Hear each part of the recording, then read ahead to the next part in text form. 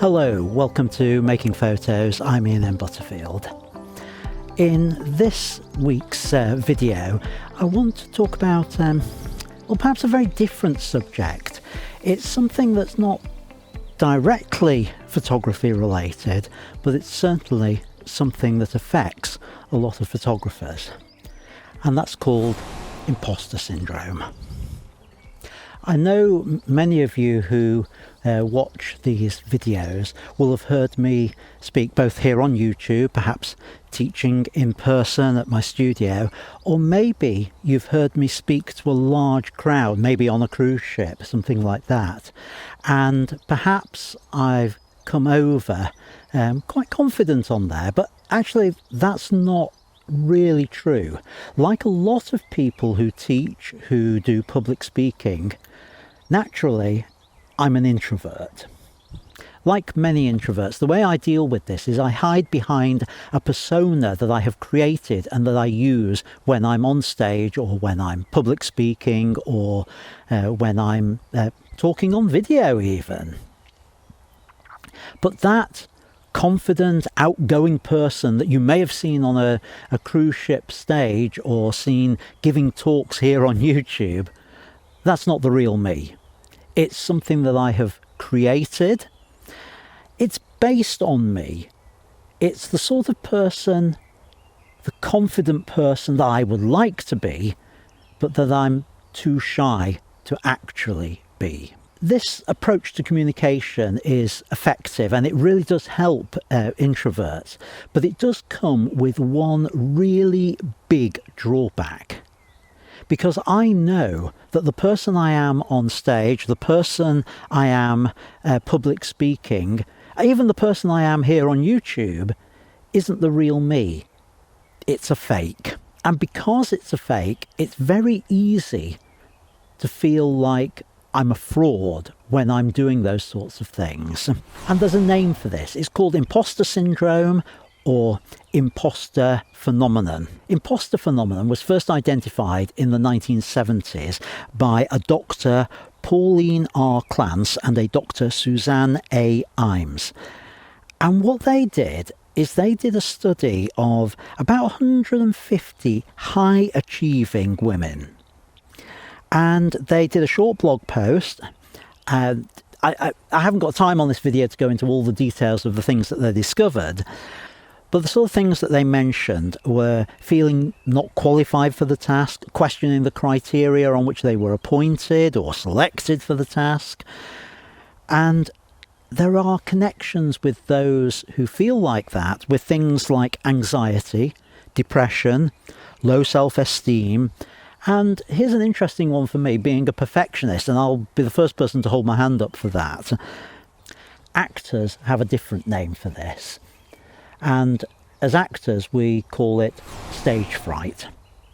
That's the feeling of not being able to do the job on stage, and being terrified of being on stage. Even though you know that you can do it and you've done it all the way through rehearsals, that feeling of terror is, and that inadequacy and I shouldn't be there, that's stage fright.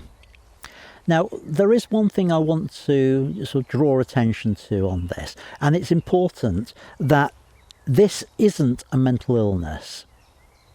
It's something that I think they reckon about 70% of people actually feel this imposter syndrome at least once in their life.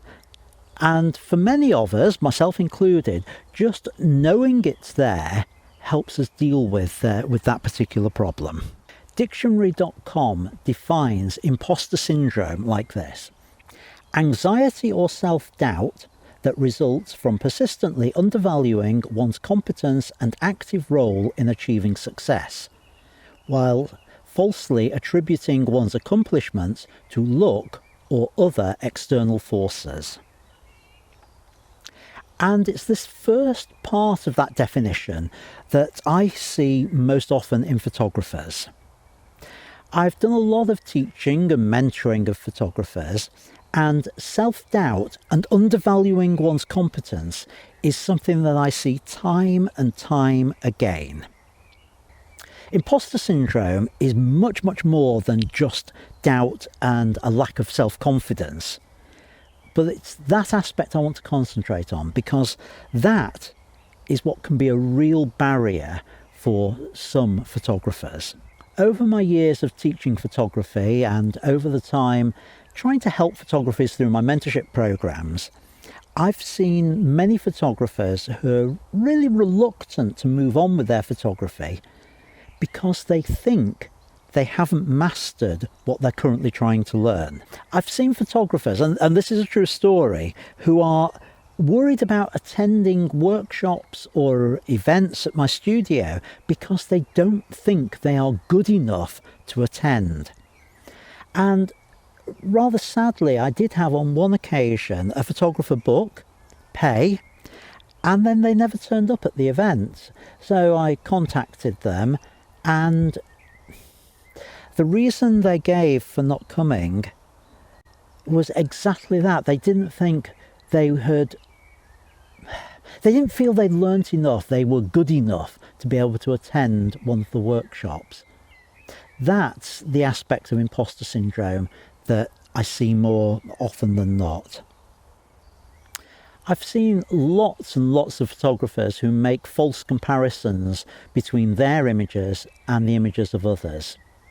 And I think we're all guilty to this to a certain extent.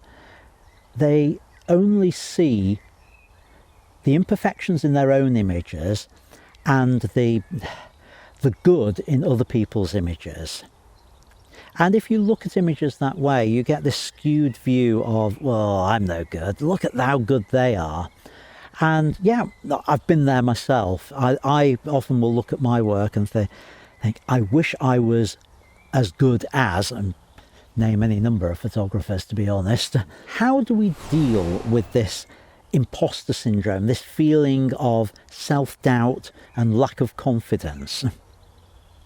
Well, for me, it's all about being objective, and that means putting my feelings to one side and taking a really good, hard look at the facts. When I was speaking on the cruise ships, I often felt like a fake, a fraud, an imposter, because I haven't got the qualifications that many of the people have who are guest speakers. They've got PhDs and have written books and things like that, and I haven't got any of those sorts of things.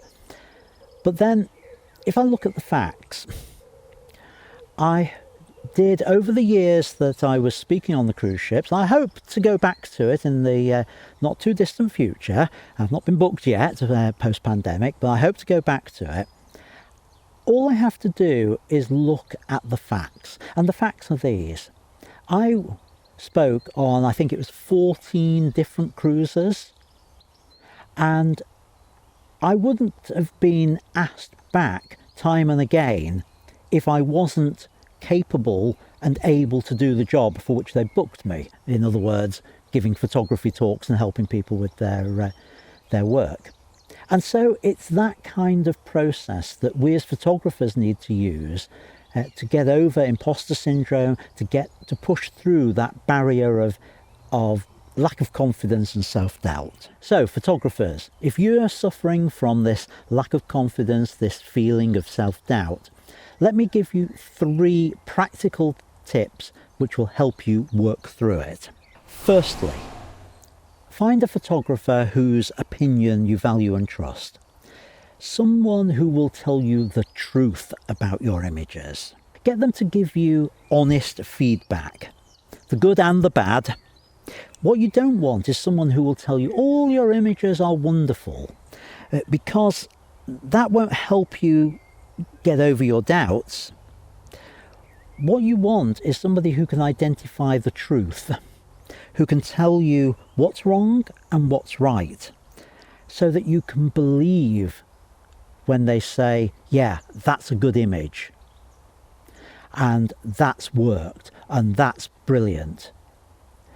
If you've got somebody who's saying that all the time and never pointing out the faults, you'll never really know, and that niggling doubt will remain there all the time. Now, if you've got a friend who can already do that role for you, who can give you that feedback, then great. If you haven't, you might want to consider something like the mentorship program that I'm running or that other photographers run, where we as professionals give out honest advice. We don't just say, oh, that's great. We say, yeah, that's great. That isn't. This is what you need to do. These are the things that you want to work on. I'll be talking more about my mentorship program in a different video. And once that's online, there'll be a link for it up here somewhere. Step 2, and this is again, it leads on from the other. Learn to critique the images of other people. Learn to look at them and look for what works in other people's images. Learn to look at what doesn't work. Maybe take the time and write it down, because as you identify those traits in other images, you'll start to see similar things in yours. And I'm not talking about the things that don't work, I'm talking about the things that do work as well, so that you get this more objective view of your own work. Over time, you'll be able to give yourself an honest appraisal of your work. And that's the key to overcoming the self-doubt, the key to overcoming the imposter syndrome. My third and final piece of advice is, why not keep a feel-good file? What's a feel-good file? Well, when somebody does give you some positive feedback, and maybe somebody has posted online, wow, that's a great image, or you've really captured something there. And when you know it's honest feedback like that, why not clip it out, screenshot it, file it away somewhere? That becomes your feel-good file. And then when you're feeling low, when you're beginning to doubt yourself, you can always turn to that file and see what other people think of you, and that will give you a boost of confidence, will help your self-doubt and help you push through all that. I hope that's helped, and if you are someone like me who suffers occasionally with imposter syndrome and has doubt about their abilities, why not let me know in the comments below? And we can try and encourage each other. So until next time, I want to just point you in the direction of a couple of other videos. I've got a playlist up here, which is just general sort of thoughts and musings type videos. The one down below is the first part in a series of the 7 deadly sins of photography. Thanks for watching. Until next time, keep making great photos, and I'll see you in one of those videos. Bye for now.